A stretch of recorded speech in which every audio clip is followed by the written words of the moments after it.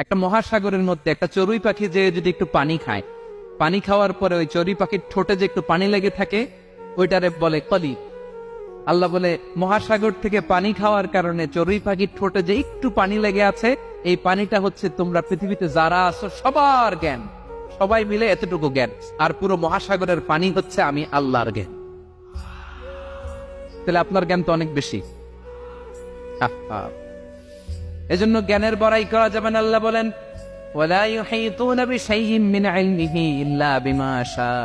আল্লাহ যতটুকু জানান ততটুকুই আমরা জানি, তিনি যে কত জানেন আমাদের কোনো ধারণা নাই। ঠিক কিনা বলেন? কেউ তার জ্ঞানকে পরিব্যাপ্ত করতে পারে না, পরিবেষ্টন করতে পারে না। তার জ্ঞানে কি আছে কেউ জানতে পারে না, ততটুকু ছাড়া যতটুকু তিনি জানান। সুবহানাল্লাহ। নবীরা কি সব জানেন? বিষ্ণু ইসা ইসলাম সব জানতেন?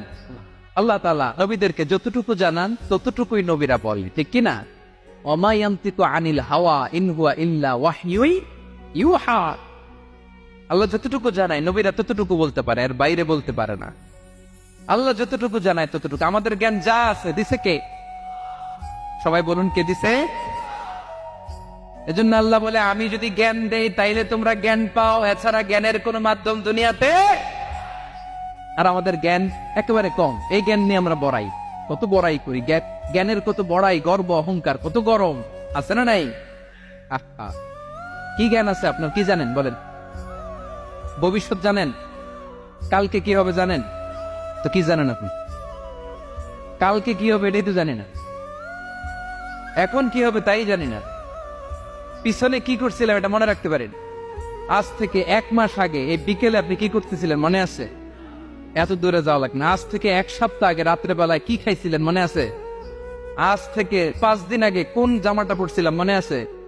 তো কি জানেন আপনি? কিছুই না। আমাদের জ্ঞানকে আল্লাহ বলেছেন কালিল। কি বলেছেন? এজন্য রব্বুল আলামিন বলেন তোমাদের জ্ঞান হলো কালিল। ওমা উতীতুম মিনাল ইলমি ইল্লা কালিলা।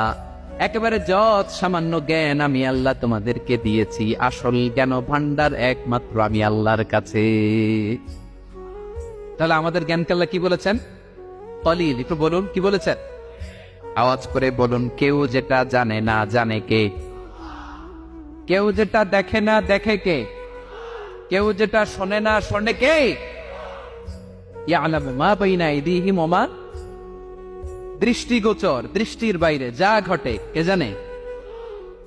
তবে ঘরের ভিতরে ঢুকে জানালা বন্ধ করে লাইট অফ করে যদি আমরা কিছু করি ওইটা আর আল্লাহ জানেন।